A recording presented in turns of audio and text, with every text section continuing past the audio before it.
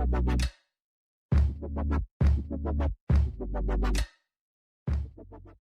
going to talk about today the 3 things that we need in order for you guys to get pre-qualified for a home mortgage. So the 3 things really quickly.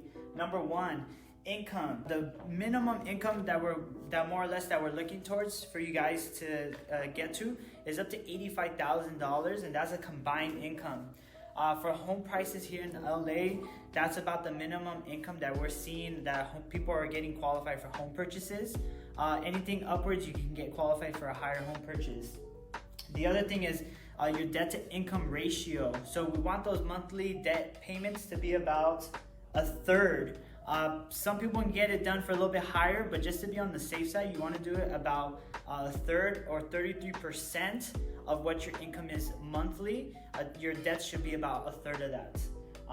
And then again, this is going to be for combined income. Combined income, you want to be up $85,000 or more. If you're single, $85,000, spouse, $85,000 or above.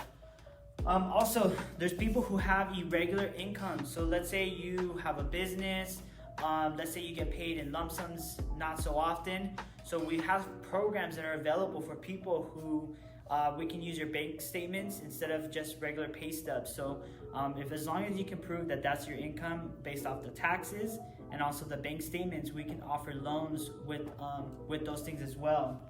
So the second one is going to be assets.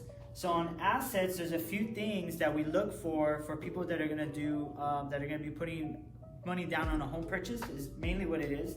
Number 1 is cash.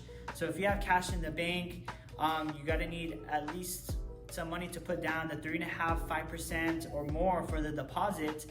You need to show that cash in the bank. The other thing is any retirement accounts. So you can have an IRA, 401k, any of those variations. You can use the money or the assets in that retirement account to help you with the home purchase and to help get you qualified. That can be used for a down payment.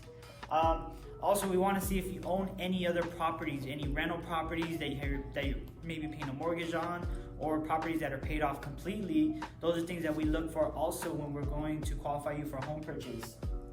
Also, again, these things are required for a down payment. Also, the cash is required for helping to pay for closing costs. There's also, if you're selling your home and you're transferring over that equity, there's ways to transfer over that equity from the seller of your home to help with the closing costs and the down payment. Also, the banks want to see a reserve when you're going to get your mortgage. They want to see sometimes a 6-month reserve of cash in the bank for the mortgage payment. So that's another thing it's important to have cash on hand, not just to cover your down payment, not just to cover the closing costs, but also enough money to show reserves in the bank for the next 6 months. So the last thing is credit. So for credit, we're looking for borrowers at a 660 minimum. Anything below that, interest rates are a little crazy. They can get high, can get very expensive. With the new guidelines that came out, the minimum interest rate is up to 660. However, we can borrow up down to like 580, but it's very difficult to get you into a solid interest rate. So you want to get something that's near the 660 mark or above.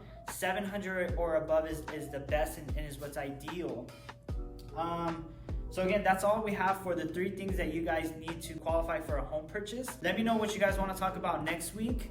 I'm super curious about what some of your guys' suggestions are about some topics that you guys want to talk about because we want to help you guys. We want to educate you guys on what's the market like right now.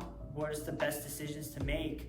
Ultimately, we want to give you guys all the knowledge and let the decisions be in your hands. So thank you guys for tonight, and we'll see you next Friday.